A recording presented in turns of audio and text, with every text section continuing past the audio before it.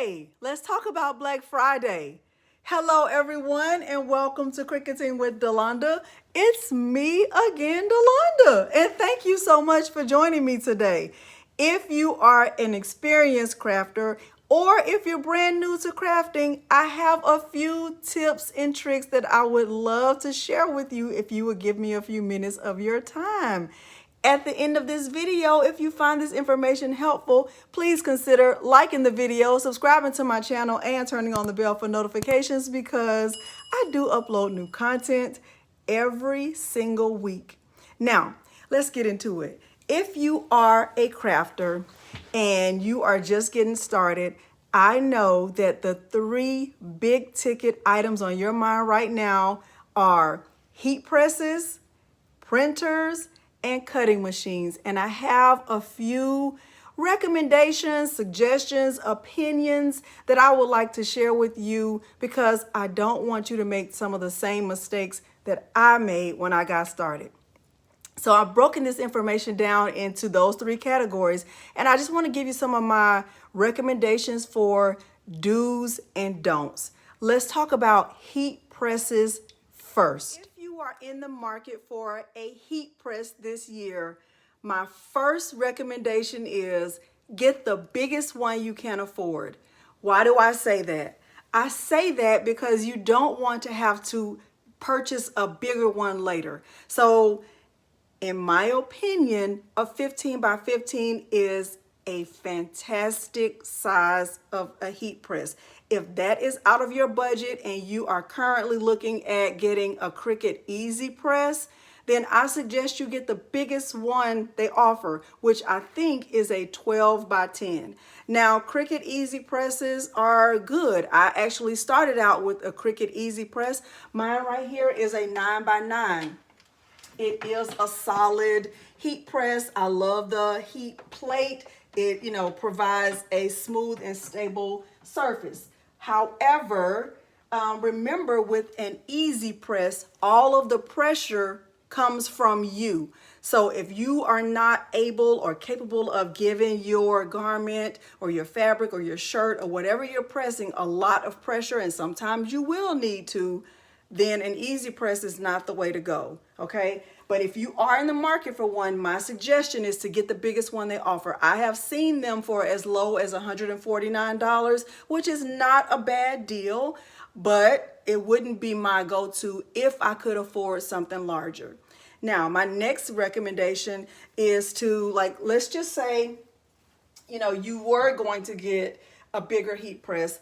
I suggest going with the 15 by 15. This is a StarCraft clamshell 15 by 15. I purchased this one from 143 Vinyl. I do have a discount code for this one. I will make sure it is linked below this video. 143 Vinyl has excellent customer service and fast shipping.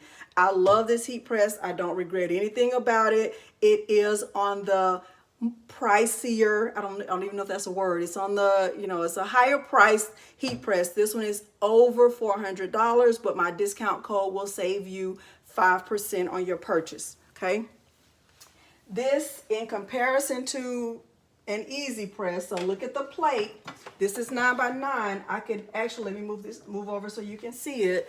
I can put this on top and still have all of this space left over. Even if I put this right here on the corner, you see I have all of this space still left over, okay? So just take that into consideration. If this one is out of your budget, which is totally understandable, my next recommendation would be to get the HTV Ron Auto Press. I think this is a good quality heat press. I have it. I don't have anything bad to say about this heat press. These two heat presses have the exact same size heat plate. So this is a 15 by 15. This is also a 15 by 15. This one is less than $300. It is a pull-out tray. And it does have an auto up and down feature. It is a space saver just like this one because you're not having to swing it out to use it. It's just an up down motion. So I do think that both of these are top quality heat presses, just depending on your budget. I also have a swing out heat press I actually have two of them, but I have one here on the table. This is a StarCraft 8-in-1 12 by 15 heat press. 12 by 15, okay, so that's 3 inches smaller than these two, and those 3 inches, they do matter. Size does matter in a lot of cases. Okay, so this one came with all of the attachments. So it came with the mug press and the hat press and the plate press. And you have to think to yourself, are you going to really use all of those attachments, or would that just be a luxury? Would you see yourself making hats? Would you see yourself pressing plates? Are you going to make use of those attachments? If you're not, this is not the way to go. I would suggest using that extra money to get a bigger press. Okay, so those are just my recommendations. If you are going to purchase a heat press from Amazon, pay attention to not just the reviews, but the number of reviews and what people are actually saying. Like, take some time to read the reviews. If the reviews are about the quality of the item, you know, they had it for a week and a piece fell off, or if they had it for a month and it stopped working, or the heating element, like, pay attention to what people are saying in those reviews, because people don't take time to write reviews just because they have extra time. If someone is taking the time to really write a review, it's because they actually love something or they actually hate it. Pay attention to what those reviews say, because that will save you time, money, and probably some heartache. Okay, so those are my recommendations about heat presses. Let's talk about printers. If you are in the market this season for a printer to use for sublimation and you cannot afford to get a sawgrass, which is already intended to be used for sublimation, my next piece of advice is to look at getting an Epson EcoTank. Now, the printers that I have right here are Epson EcoTanks. How can you tell if it's an EcoTank? Because Epson makes different models. They make EcoTanks that are popular for use with sublimation, and they also make workforce printers that can be converted to use for sublimation. EcoTanks will normally have an ET on the front. So these two say this is an ET 15,000 and this is an ET 2760. These two printers, I have used them for with sublimation ink, and I love them. I don't have any complaints at all.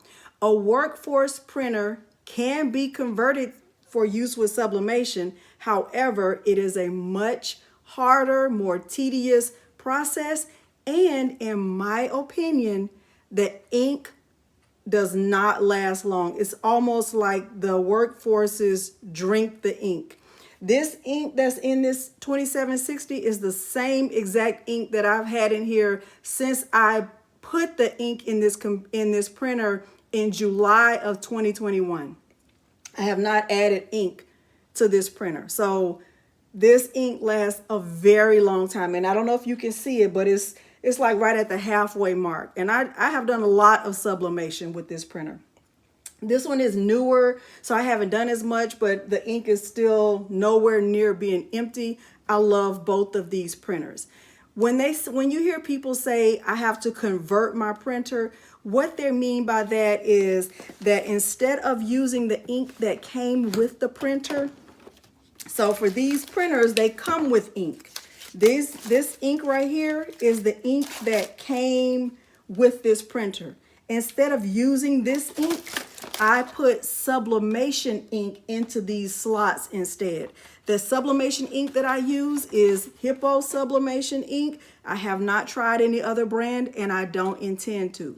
So if you're wondering what kind of ink should you buy, that is going to be a matter of personal preference, but I say whatever ink you start out with, stick with that kind. Don't mix them. Don't try one and then try another one. Choose one and stick with it. That's my recommendation for that. If you're in the market for an Epson EcoTank, you might look on Amazon. You might check Office Max or Office Depot. That's where I purchased this one from. You might also check Sam's, or you might check Walmart, Target. A lot of the local stores will have these on sale on Black Friday.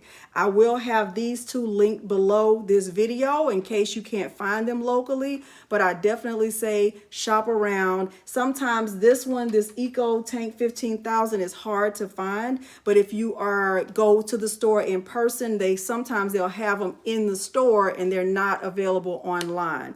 So I definitely say, kind of go and do your searches for either of these. Now, you don't have to get these exact ones. I know another popular one right now is an Epson EcoTank 2803. That is another good option. I've seen many crafters have good results with that printer, because what it's going to come down to is making sure you're using the right ink and that your time and temperature are right when you're pressing your item. Okay, so that is my recommendation about printers. If you're not looking for a sublimation printer, if you just want a basic printer to have that's not going to be used for sublimation, because I do have a printer that I don't use for sublimation. I know you probably can't see it, but it's on this bottom shelf. It is an outdated Canon MX 470, and literally this printer is going to have to tell me that it's dying. It's going to have to say, Delonda, I'm dying, and then it's going to have to prove it. I am not in the market for a printer. This printer costs less than $50. If you are in the market for a printer that is not going to be used for sublimation, but you do want to have it to make, let's say, stickers or anything like that, then I would not suggest spending a lot of money on that. There will be a lot of printers on sale on Black Friday that are just regular inkjet printers. Canon makes a good brand. Once again, I say pay attention to the reviews. If you're going to be purchasing from Amazon, pay attention to what people are saying about the printer. Is it easy to set up? Does it, is it capable of being connected by Bluetooth? Is it Wi-Fi compatible? Make sure you pay attention to all of those things, okay? So now we've talked about heat presses, we've talked about printers. Let's talk about another big ticket item, which is cutting machines. The two cutting machines that I personally own are the Cricut Explorer Air 2. This was my first Cricut cutting machine that I actually purchased for my daughters, and they just didn't want it. And I also own a Cricut Maker. I love both of these machines. If I were in the market for a cutting machine, and let's just say one of these stopped working, I would try with my hardest, with all of my might, to purchase another Cricut Maker. Let me tell you my reasons for suggesting a Cricut Maker over a Cricut Maker 3. Number one, you're going to be saving a lot of money, probably over $100. I have seen the Cricut Maker on Amazon for right at about $229, and I know the Cricut Maker 3 is over $300. And that's money that you could use to go towards a printer or a heat press if you're in the market for that right now. Also, the Cricut Maker can do pretty much the same thing as the Cricut Maker 3, with the exception of cutting smart materials and cutting matless. Now, you might also be saying, well, it's slower and it's louder. Yes, but it still cuts the same materials. So whatever materials a Cricut Maker 3 can cut, a Cricut Maker can also cut them. I have a Cricut Maker, and if something ever happens to my Cricut Maker, I would not be in the market for a Cricut Maker 3. I would be on the hunt for another Cricut Maker. I just think it's a good quality machine, and I don't have the desire to cut smart materials, because cutting smart materials means you have to purchase more expensive materials. I'm not interested in that. All right. Also, another recommendation or another tip that I will give you is, if you're in the market for a Cricut cutting machine, don't feel the need to purchase a bundle. So there will be a lot of bundles on sale. If you go to some of the local craft stores, you might see a Cricut bundle that comes with all this vinyl and all this stuff. Pay attention to what's in the bundle, because in my opinion, you're not going to use a lot of the things that come in that bundle. Just because you're getting a Cricut, it doesn't mean you have to purchase Cricut materials. You don't have to use Cricut mats. You don't have to use Cricut vinyl. You don't have to use the Cricut tools. isn't, some of them are very, very nice to have, but they are not a necessity. You can find vinyl that weeds very nicely, that cuts very nicely, that is much easier to work with than the Cricut brand, especially the adhesive vinyl. So my suggestion or my recommendation is to not purchase a bundle, just get the machine and then do your research on some of the other top quality vinyl that is a lot easier to work with. Okay, so I did not know that when I got started with crafting, I thought, oh, I'm using the Cricut, I had to have the Cricut materials, and you don't. Now that we've talked about those 3 big ticket items, let me give you my 3 biggest don'ts for this shopping season. Number 1, if you are in the market for a computer to use with Cricut Design Space, do not get a Chromebook. A Chromebook is not compatible with Cricut Design Space. So before you make a purchase on a computer that you plan to use with Cricut Design Space, double check on the Cricut website to see which operating systems are compatible. Number 2, and this right here is a matter of personal preference. I do not recommend purchasing vinyl in the local craft stores, because when you do, you are going to be spending more per foot for that vinyl. I personally do not purchase vinyl sheets. When I purchase vinyl, I purchase vinyl rolls. I like to purchase them in 5-foot rolls if possible. Now, if you look at some of the local ads, a lot of them you'll see will have Caesar HTV that is advertised for right at about $9.99. I personally love that brand of vinyl. I'm holding one right now. This is an example of Caesar in a 3-foot roll. Now this, in most stores and in most ads, will cost about $9.99. So if you do the math, $9.99 divided by 3 feet is right at $3.33 per roll, per foot.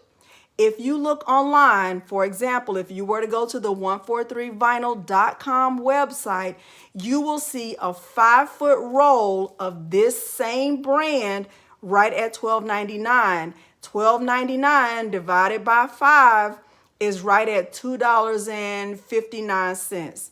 You're going to get more vinyl for less of a price.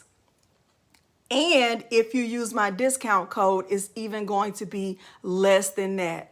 The discount code that I have will give you 5% off of your purchase, and you will be getting a good deal. Okay, so that is my recommendation. I don't purchase vinyl locally unless I'm in a pinch, but I prefer to purchase vinyl online and by the roll. Always do the math. Look at the price of the vinyl and divide it by how many feet you're going to get for that price. Okay, that's how you do your cost comparisons with vinyl. My third and final don't for this shopping season is don't put yourself or your family in a bind by trying to keep up with someone else. If you are in these crafting groups and you see people making big purchases or they're making a lot of purchases, and that makes you feel anxious, or it makes you feel sad, or it makes you feel envious, remove yourself from social media until this shopping season is over, because you don't want to put yourself in a position where you are creating a hardship for your family because you're trying to keep up with what someone else is doing. You have no idea about someone else's finances. They might be putting themselves in debt trying to keep up with someone else, and you're looking at them and thinking, oh, they have it all together, and don't do that. Don't put yourself in that situation. I am a person who loves to shop. I do a lot of shopping, but I would not shop to the detriment of myself or my family. So take some advice from someone who does love to do a lot of shopping. Before I spend any money, I do cost comparisons. I do a lot of cost comparisons. I also do a lot of shopping, but I am careful about it, and I do not put myself or my family in a bind. Now, I know that might not be easy to hear, but I think it's important and responsible for me to share that with you. As if you're in a position where you can't shop or it's not the right time for you to be shopping, don't do it. Don't put yourself in a position where you are going to be facing more of a hardship, or you are going to be putting your family in a situation where you're going to struggle. This is not the month for Christmas. Christmas is next month. You still have to get to Christmas. So don't put yourself in that position. I will make sure that everything that I've suggested is linked below in my Amazon storefront and below this video, just in case you want to check it out. Do not feel like you have to. And hopefully you found this information helpful. If you did, please consider liking the video, subscribing to my channel, and turning on the bell for notifications, because I do upload new content every single week. Thank you so much for joining me today, and I wish you and your family the happiest holidays.